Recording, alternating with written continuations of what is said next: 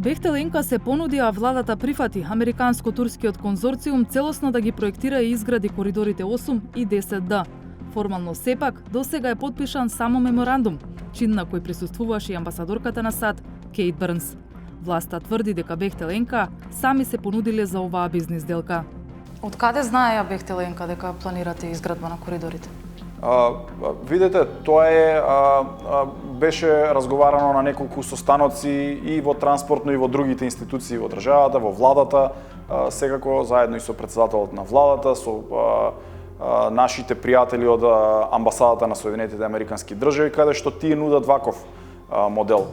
Она што го нуди Бехтеленка е клучна рака, односно и проектирање и изведба на автопатите Тетово Гостивар Бокојчани, Требеништа Струга Ќафасан и Прилеп Битола. Ништо проблематично, се додека не се дојде до формирањето на цената. Бидејќи нема тендер, ќе има само една понуда на Бехтеленка, зашто владата директно ќе преговара. Ако се постигне согласност, на крај сделката треба да се аминува и со посебен закон во собранието. Не постои ниту еден валиден аргумент кој би го оправдал ова грубо заобиколување на законот за јавни набавки. Сабина Факич од Центарот за граѓански комуникации се залага за доследна примена на законот за јавни набавки. Та уште на самиот почеток ја предупредува владата, потпишаниот меморандум да го тргне настрана и за вакви крупни инфраструктурни проекти да обезбеди фер надпревар на пазарот. Апсолутно сум сигурна дека единственото законско решение кое стои пред владата е всушност објавување на меѓународен оглас за изградба на автопатските делници.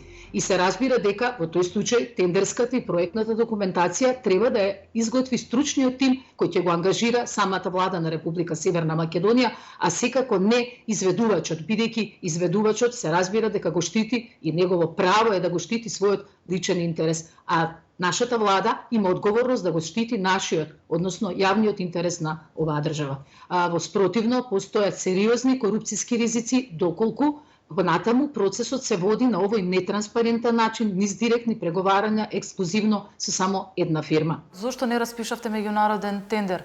Вака давате се на една фирма, не знаете кои се реалните цени на пазарот. Што ако понуди баснословни суми фирмата? Ако сумите се неприфатливи, нема ни да го прифатиме. Тој договор на крајот на денот се гласа во собрание, таму треба да помине како една отворена постапка.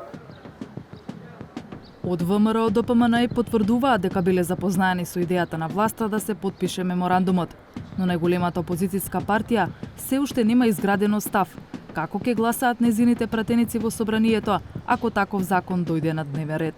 Чекаат на деталите и не брзаат со заклучоци, оти не веруваат дека власта брзо ќе достави предлог закон.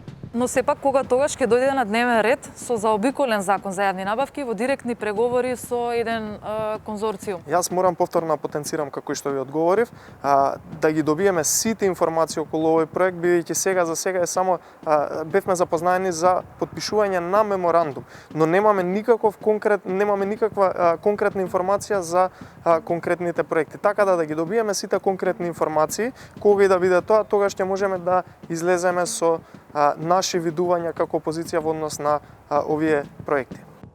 И додека се уште не се знае ниту точна сума, ниту урнек, ниту рок за изградба, тргнаа прогнозите за тоа кога би се возеле по нови патишта. Според тоа што компанијата и според тоа што ќе се предвиди во договорот откако очекуваме собранието да го усвои законот, е дека во рамки на овој мандат ќе се затвори коридорот поврзување од Скопје до овој мандат на владата. Гаранцијата на компанијата е дека доколку ние започнеме во текот на оваа година со посериозни зафати во дел на проектирање, можеби на некоја од овие 4 делници во градба, тогаш тие гарантираат дека до 2025 ние ќе имаме комплетно изградени коридори. Зарем не ќе беше подобро на тендер па да видите па конкуренција да има малку? Еве ќе ви кажам, експресниот пат кон Прилеп, градско Дреново е првата делница, втората е Дреново Фариш. Е поминат на меѓународен тендер, добиени две странски компании кои што градеа и двете ја напуштија трасата. Имаме состојби кај што едниот пат е започнат да се гради 2016, едната од овие делници. Денеска сме 21, 5 години поминале. 35% имаме прогрес на работите. Фирмата ја напуштила трасата, имаме сега ретендерирање. Имаме судски постапки, арбитражи, вклучување на меѓународни судови за да докажеме каде сгрешиле, еве тоа е таа постапка. И дали е тоа успешната постапка? Јас сметам дека тоа може да биде и многу понеповолна постапка за граѓаните и за државата, заради тоа што парите се земени, не се реализирани. Како ќе најдете пари? Дали ќе биде тоа преку обврзница, кредит, дали ќе биде дел домашно финансирање, дел кредит и сите модели кои што ги познава нашето Министерство за финансии ќе ги примени за да изградиме под поволни услови со многу мали стапки веројатно и на кредитирање, на отплата на тие кредити за да можеме конечно да изградиме оваа инфраструктура. Бочварски ветува транспарентен процес и широка дебата, но во моментов ниту меморандумот не е јавно обелоденет. Кога го побаравме од владата, службите не упатија да испратиме формално барање за слободен пристап до информации од јавен карактер, а откако се обративме и на тој начин, ни кажаа дека барањето треба да се адресира до првиот вице-премиер Артан Груби, чија канцеларија патеме во владата. Уште тече законскиот рок за одговор. Во јавното претпријатие за државни патишта, од каде во вообичаени услови би требало да ги диктираат правилата на игра, сега полагаат апсолутна доверба во ексклузивните преговори со странската фирма. Оти досегашниот начин на работа, според директорот Еју Простеми, е непродуктивен. Dhe me këtë model që ndërtohet ne në zhagitën të gjitha këto projektet infrastrukturore.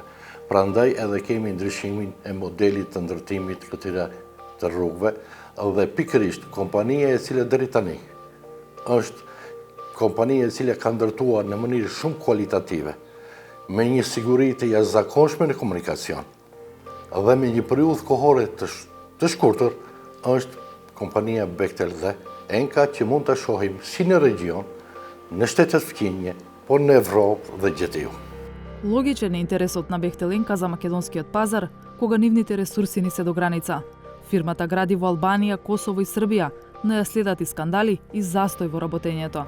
Например, помпезно најавеното патриотско поврзување на Косово и Албанија заврши со драматично зголемена цена од првично договорената. What was projected first to cost something like, let's say, 300 million euro project, it costed more than 1.1 billion euros. За преплатениот автопат во Албанија, тамошното обвинителство отворило истрага против тогашниот министер за транспорт, а сегашен лидер на опозицијата, Люлзим Баша. Но на крај тој не беше гонет, бидејќи албанскиот врховен суд пресуди во негова корист, дека не биле запазени роковите за истрага во предметот против него. If Bechtel is pushed to compete with others, would probably offer a better price for the highway, in my opinion. When you have no competition, when you have oblique tendering procedures which are just pushed swiftly through Parliament without oversight, without being based on the let's say law, on the procurement law that you have in North Macedonia, you run the risk of having, let's say, a procurement which is not beneficial to the taxpayers. And I think you should learn from the past and what happens in Albania and Kosovo in this regard. Бочварски уверува дека нема да се доведеме во иста ситуација. Кога ќе го склучиме договорот, ќе биде исто така објавен јавно. Ние ќе сакаме и ќе инсистираме да нема големи осцилации, бидејќи се работи за големи автопатски делници, преј некои од нив се и многу тешки за работа, по тешка траса, да тоа биде што е можно попрецизно дефинирано во тие договори, за да не ни се случуваат вакви осцилации на крајот и во сумите за чинење, заради тоа што државата треба да го прецизира и буџетот. Ние ќе имаме и наши консултантски компании кои што ќе работат на заштита на интересот на државата, на финансиите и така натаму, заради тоа ќе внимаваме на секој еден детал. И реков дека не секогаш моделот на одење на јавна набавка е успешен заради тоа што после набавката некогаш и до 60% па и повеќе оди повисока сумата на чинење отколку што е стартно пропишана. Македонија веќе има искуство со директно договарање за изградба на автопати без тендер. Откако владата се договори, Собранието во 2013 изгласа посебен закон за изградба на автопатите Миладиновци-Штип и Кичево-Охрид. Партнер тогаш беше кинески Синохидро. Миладиновци-Штип веќе е пуштен, а актуелната власт успеа да ја намали цената од 226 на 176 милиони евра, велат од Министерството за транспорт. Автопатот Кичево-Охрид требаше да биде готов во 2018 година за цена од 411 милиони евра. Во 2021, или 3 години подоцна, уште се гради, а цената веќе достигна 598 милиони евра или 45% плюс од планираното. Токму сегашната власт, кога беше опозиција во 2015 година, обвинуваше дека незаконското заобиколување на тендерските постапки имало и друга позадина. Денеска сите ќе бидеме сведоци како Груевски договарал проценти и провизии во милиони евра, како правел незаконски упади во тендерски постапки. Што треба да потпишат, знаеш, договор со кинеска компанија што ќе ги гради патиштава без тендер. Тоа треба луѓето да Не може така. Зова ти колку предлагаш? 5 на целото. Што 5 на целото? 5%.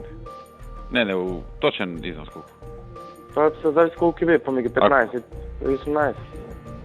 Да не е многу, бе, да не се претерано и наштото. Случајот заврши со обвинение против тогашниот премиер Никола Груевски, вице-премиерот Владимир Пешевски, министерот Миле Јанакиевски и тогашниот директор на јавното предпријатие за државни патишта Љупчо Георгиевски. Четворицата се гонат за штета на буџетот од 155 милиони евра. Куртули Никола Груевски, бидејќи делото кој му се става на товар, застари. За тоа да биде потврдено, сепак судот треба да го констатира во правосилна пресуда, која, како и автопатот до Охрид, засега не е на повидок. Ке ни се посреќи ли овој пат?